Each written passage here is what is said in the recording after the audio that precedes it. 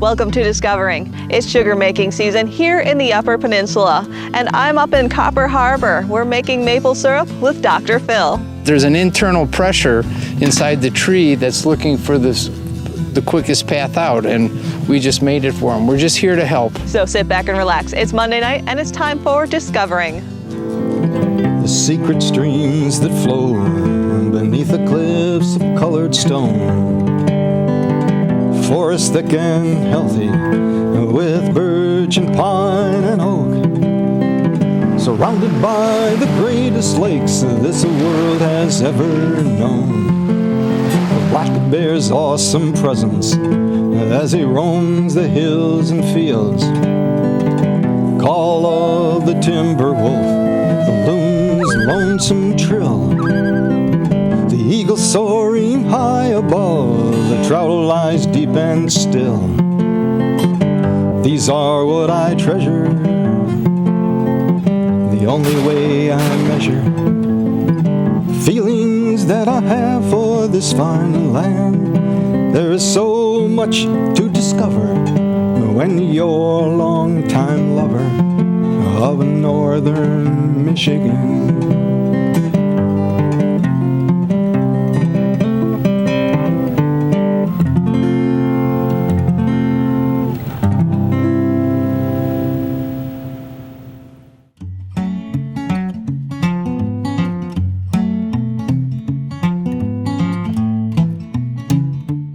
I tell my grandkids it takes 40 drops to make 1 drop of maple syrup.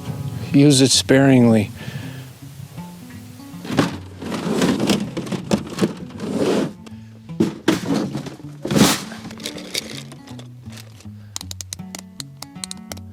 I'm getting ready for the first flow. Usually the first flow is can be the sweetest, so you really don't want to miss that first flow. I have a quota, because this is a one-man show, I have a quota of just making 5 gallons. And that's taking out a couple 100 gallons on snowshoes of sap. And that's plenty of work for me.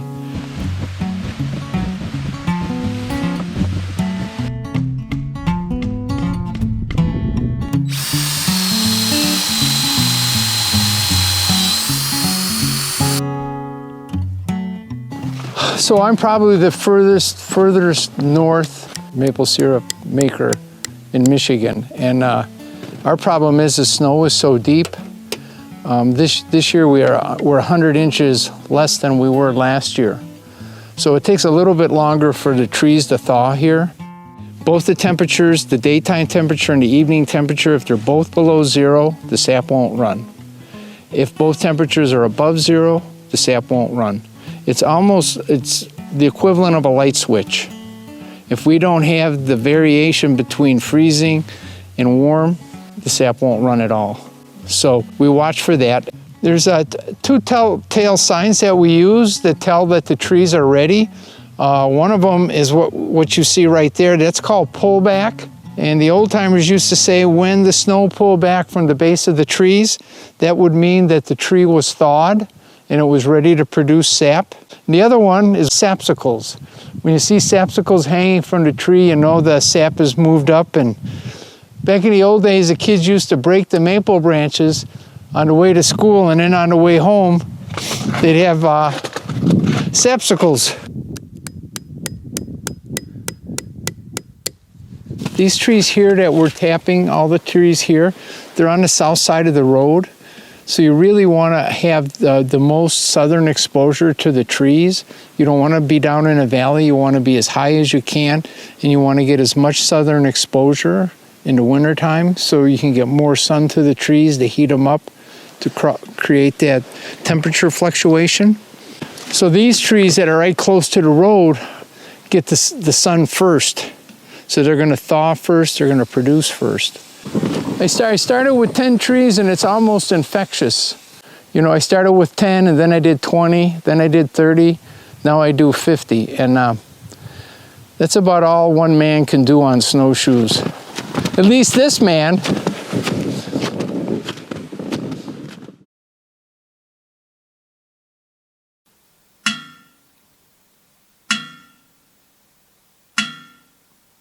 There's some round bark. So this was several years ago where it tapped. And then we move over and up, and you can see the round bark here. And then progressively, as we move over and up, that's each year that it's been tapped. So they heal by themselves. When you tap a maple tree, you actually stain the wood. So that's why we want to move over and up. So it's kind of a pointed elliptical stain sitting right here. And it can go several inches in both directions. So I want to come over and up so I have nice, clear sapwood, which is going to be white. And then we want to drill it on an upward angle because we don't want the sap to freeze in there overnight. And you'll see the white wood coming out, so you know you're right in the sapwood. It's also very important that you don't want to come in and out too many times. You do want to bring the sawdust out, but you don't want to wobble your drill bit on the inside, because if your tap is not in there tight, all the maple syrup will run down the trunk. So you tap about somewhere between 2 and 2.5 inches in to get, you're in the sapwood. All my drill bits have a piece of black tape on it, so I know exactly when to stop. So all of the tap holes are the same depth. They have to be about 10 inches in diameter, 10 to 12 inches to tap them. And here comes the first drip. So the trees are ready. I laugh. That's pretty exciting to me. You know you're tapping at the right time. I smile. There's an internal pressure inside the tree that's looking for the quickest path out, and we just made it for them. We're just here to help. It's really nice when you have a really nice sap flow and you can stand here on the road and you can actually hear all of the taps dripping. It almost sounds like a symphony. I mean, it's just a beautiful, beautiful sound.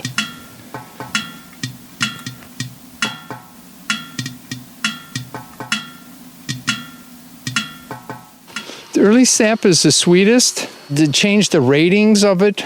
They used to call it grade A fancy, and it's very, very light colored syrup.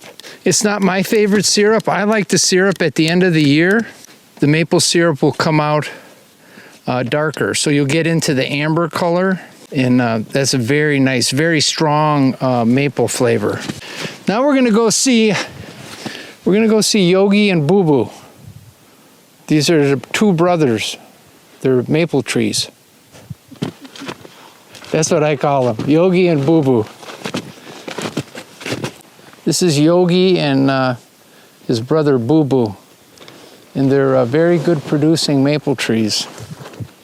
If you look at this one, you can see the deep grooves, and this is a very, very mature maple tree. This is like a little more than a teenager, and so the younger trees are usually more vibrant, produce more sap, but Yogi here keeps trying to keep up with this young one, so you know you've done this too long when you start naming the trees.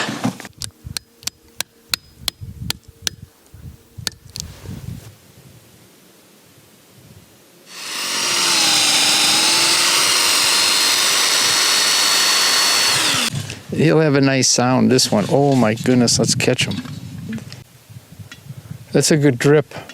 A drip a second, that's a good drip. The other thing you look for is the canopy. And if it has a lot of space between all the other trees, and it has a lot of canopy where it can capture the sun and do more photosynthesis, you'll get a lot more production out of it. And when you look at this one, it has a lot of side branches, so that's really good.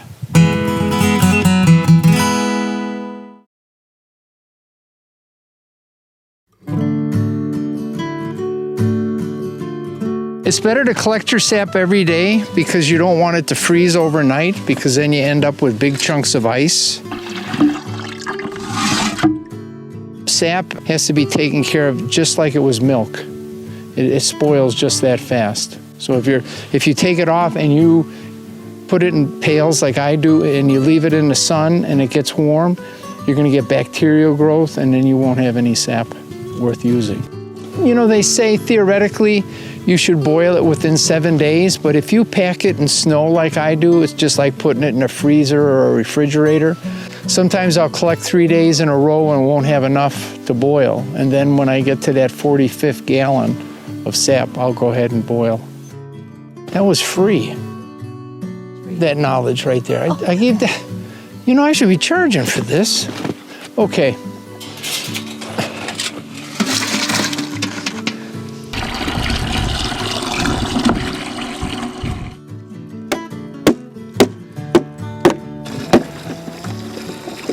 That's beautiful sap. Oh, Boo Boo's almost full. Oh, that's just beautiful.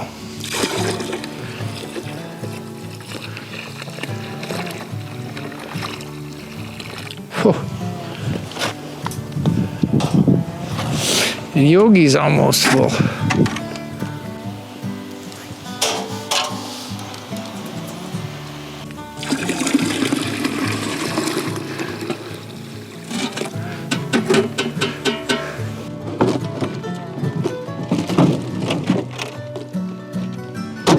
So what we're going to do now is we're going to use a hydrometer and we're going to look at the sugar content of the sap.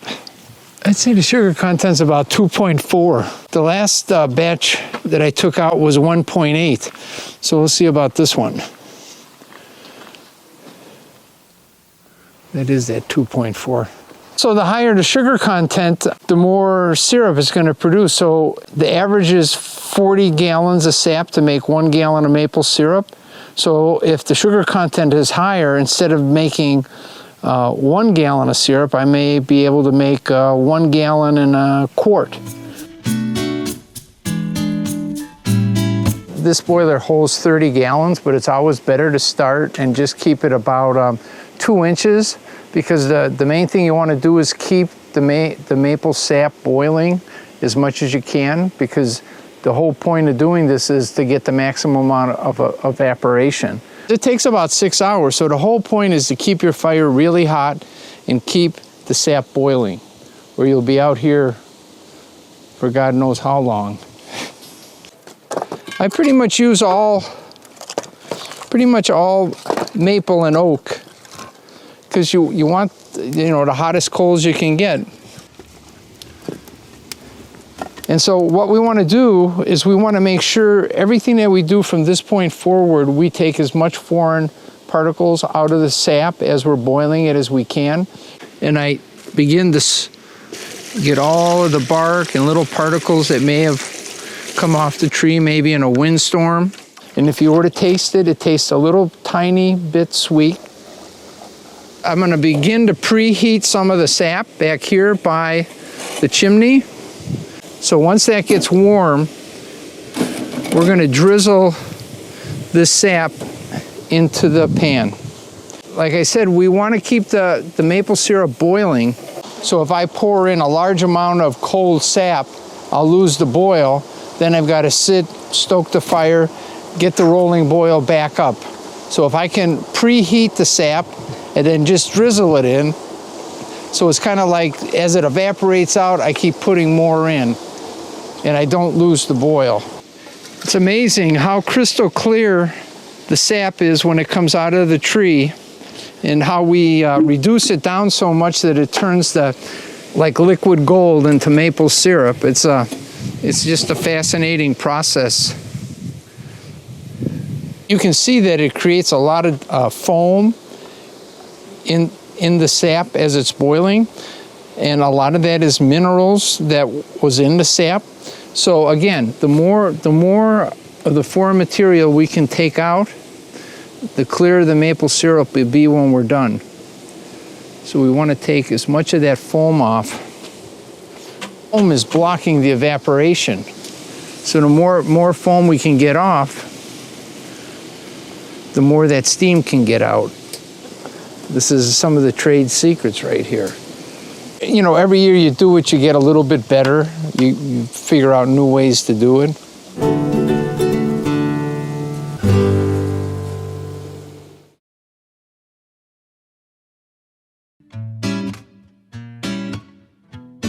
it's very important that I don't let the sap get down too far, because if I scorch it, then the whole batch is over with, and then I just have to throw it all out. So this is my scientific scale to determine when to take it off. So when the sap is down to the bottom hole right here, I know it's time to take it off.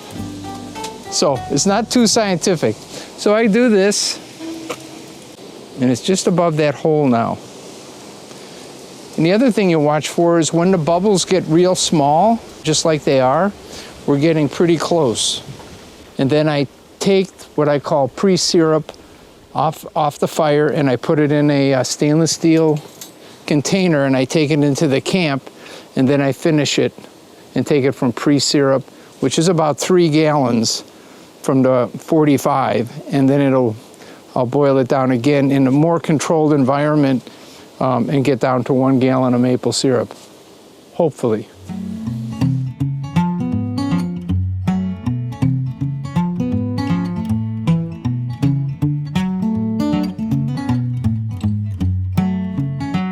The boiling point of water is 212 degrees, and so syrup theoretically is produced 7 degrees above boiling water. So at about 219 degrees, I'll start paying closer attention. It depends on the barometric pressure outside, what the boiling point of water is, which then affects the boiling for the maple syrups. This is going very fast. So when I took it off last night, I must have had it down to maybe 2 gallons, because the sugar content's really high because the temperature is elevating pretty quick today. So now we have a lot of foam, and we can take a little bit of butter. We put a little butter in here, and you'll watch the foam will just disappear. That way it kind of helps so you don't boil over, which is quite a mess. And it doesn't affect the maple syrup, it basically boils off. So now we're at 219 degrees, and in theory, that should be maple syrup. So what we're gonna do is we're gonna use the hydrometer, and we're going to measure basically the density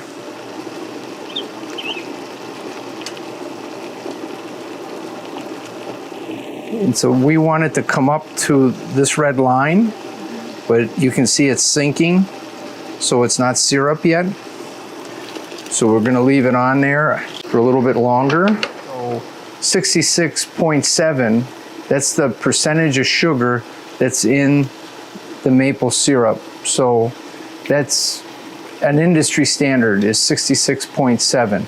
If it's too high, it'll become too thick, and then we start moving into the candy. If it's lower than 66.7, then it's gonna be very runny and thin.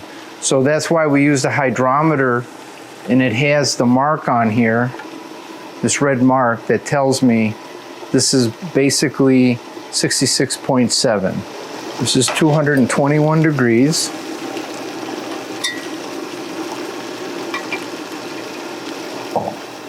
Still not quite there.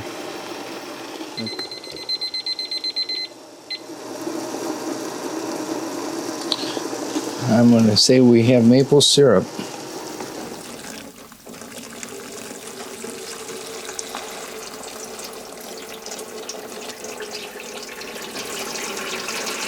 Remember, every drop that we see going in there was 40 drops sap out of the tree. So every little drop we want. That's a beautiful color. So now we're going to put it back over here, and we're going to take it up to 187 degrees so we can bottle it.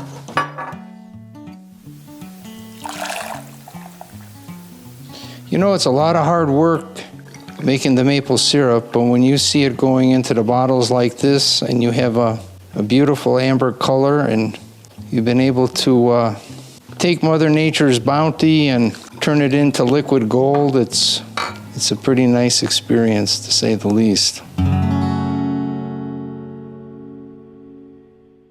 Well, that's it for this week.